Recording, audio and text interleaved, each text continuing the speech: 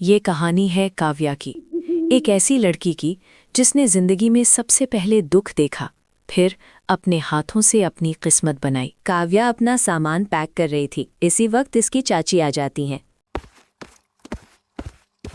काव्या, निकल यहाँ से। जब से इस घर में आई है तब से सिर्फ मुसीबत लाई है। मेरा पति पहले मेरी बात सुनता था, अब तेरी वजह से मुझसे लड़ता है। बस बहुत हो गया, अपना बिस्तर उठा और चल निकल। चाची कृपया, माँ बाप तो पिछले साल चले गए, इस दुनिया में अब आप ही तो हो मेरे, मुझे मत निकालो। तेरे माँ बाप ने जो किया सो किया, अब मैं तेरा बोझ नहीं उठा सकती, निकल जा। उस रात काव्या के पास ना पैसा था, ना कोई ठिकाना, सिर्फ एक पुराना घर था, अपने माँ बाप का, जहाँ अब सिर्फ यादें रहती थीं।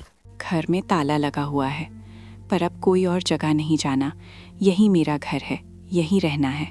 काव्या पत्थर से ताला तोड़ती है और घर के अंदर चली जाती है और अपनी माँ का पुराना संदूक खोलती है। माँ ने ये पैसे रखे थे, शायद ऐसी ही किसी मुश्किल के लिए। आज वो दिन आ गया माँ। उन 500 रुपयों में काव्या ने एक उम्मीद देखी, और उम्मीद ही तो वो चीज़ है जो इंसान को टूट जाने से बचाती है। ये सड़क तो शहर को जोड़ती है।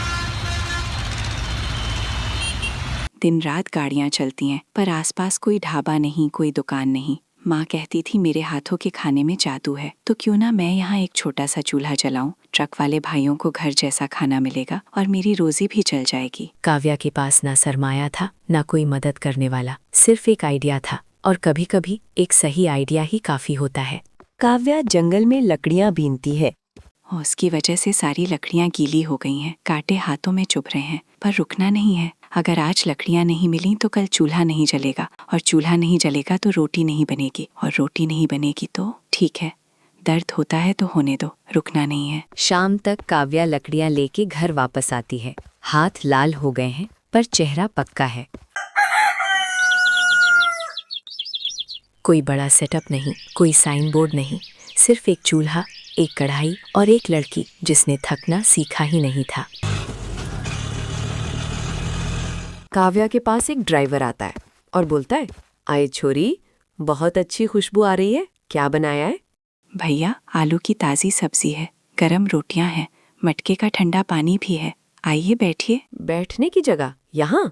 हाँ भैया, अभी सिर्फ जमीन है, कल तक कुछ करूँगी। ड्राइवर हंसते हुए बैठ जाता है जमीन पर, खाना खाता है। वाह बेटी, सच में घर जैसा खाना है, ये लो 40 रुपए।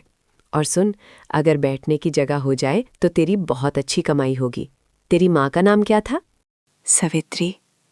सवित्री मौसी के हाथ का खाना याद आ गया मुझे। खुश रह बेटी। ड्राइवर चला जाता है।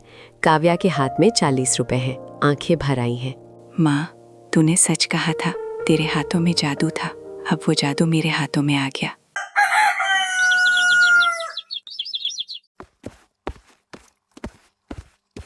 काका, ये 2 पुराने टायर और ये लकड़ी का बक्सा क्या मैं ले जा सकती हूँ?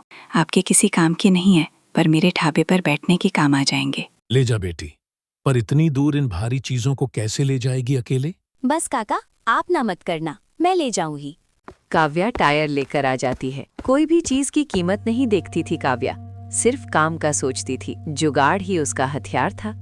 अब काव्या का ढाबा पहले से अच्छा हो गया था। अब उसके पास बहुत सारे कस्टमर्स आते थे। दिन बीतते गए और काव्या और मेहनत से काम करती रही। अब उसने एक अच्छा और बड़ा ढाबा बना लिया था और पूरे शहर में उसके खाने की तारीफें होती थी।